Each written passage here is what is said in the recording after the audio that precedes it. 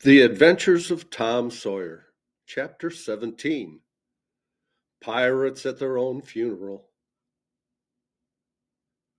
But there was no hilarity in the little town that same tranquil Saturday afternoon. The Harpers and Aunt Polly's family were being put into mourning, with great grief and many tears. An unusual quiet possessed the village, although it was ordinarily quiet enough in all conscience. The villagers conducted their concerns with an absent air and talked little, but they sighed often. The Saturday holiday seemed a burden to the children. They had no heart in their sports and gradually gave them up. In the afternoon, Becky Thatcher found herself moping about the deserted schoolhouse yard and feeling very melancholy. But she found nothing there to comfort her. She soliloquized, "Oh, if I only had a brass andiron knob again! But I haven't got anything now to remember him by." And she choked back a little sob. Presently she stopped and said to herself, "It was right here. Oh, if it was to do over again, I wouldn't say that. I wouldn't say it for the whole world. But he's gone now. I'll never, never, never see him any more." This thought broke her down, and she wandered away with tears rolling down her cheeks.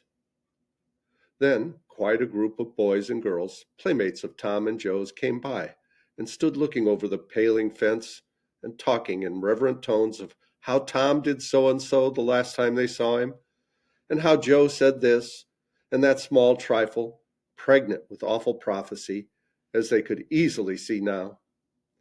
And each speaker pointed out the exact spot where the lost lad stood at that time, and then added something like, "And I was a standing just so, just as I am now, and as if you was him.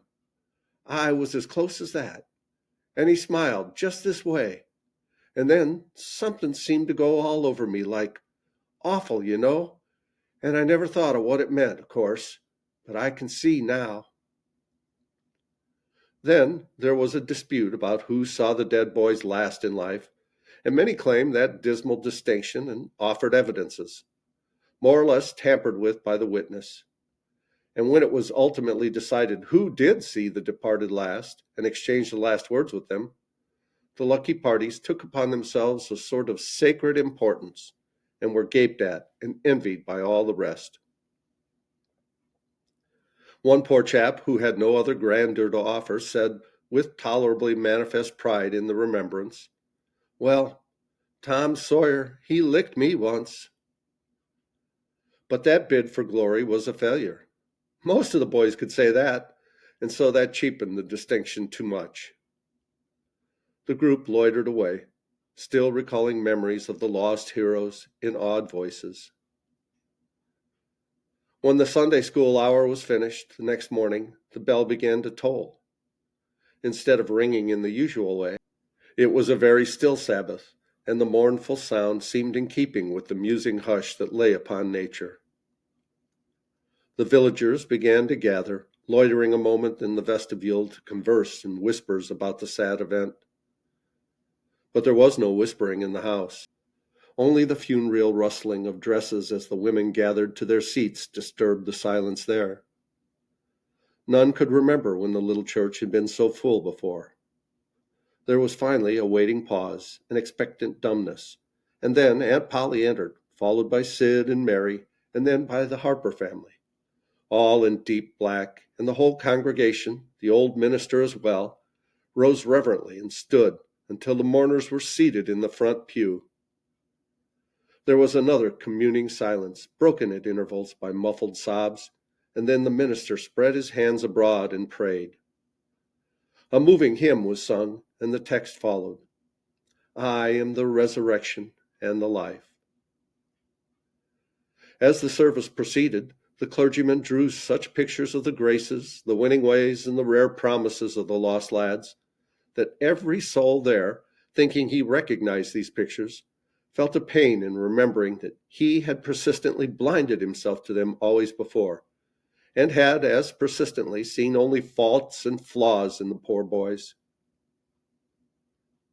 The minister related many a touching incident in the lives of the departed two, which illustrated their sweet, generous natures, and the people could easily see now how noble and beautiful those episodes were, and remembered with grief that at the time they occurred they had seemed rank rascalities, well deserving of the cowhide.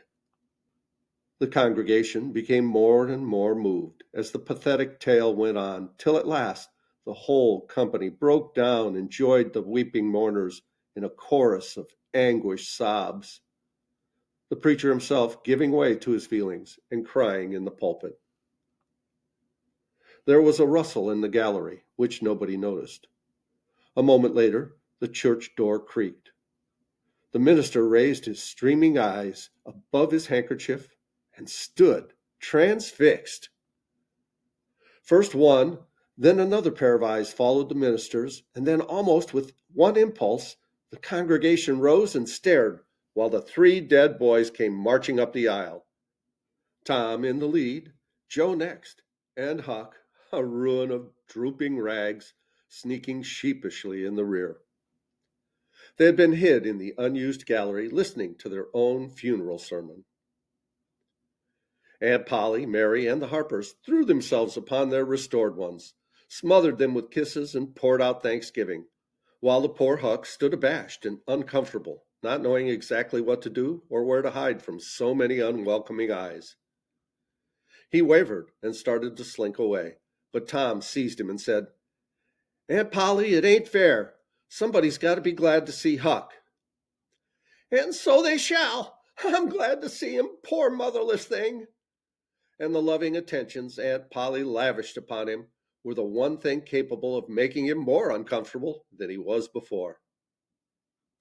Suddenly, the minister shouted at the top of his voice, "Praise God, from whom all blessings flow! Sing and put your hearts into it." And they did. Old Hundred swelled up with a triumphant burst, and while it shook the rafters, Tom Sawyer the pirate looked around upon the envying juveniles about him and confessed in his heart that this was the proudest moment of his life. As the souled congregation trooped out, they said they would almost be willing to be made ridiculous again to hear Old Hundred sung like that once more.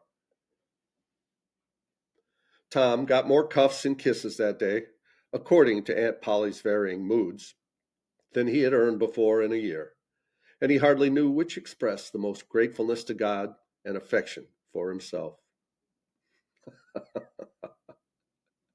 Well, I hope you enjoy that chapter, and we'll go on with chapter 18 in the next video. Thanks for watching. I love you guys. As Tigger says, ta-ta for now.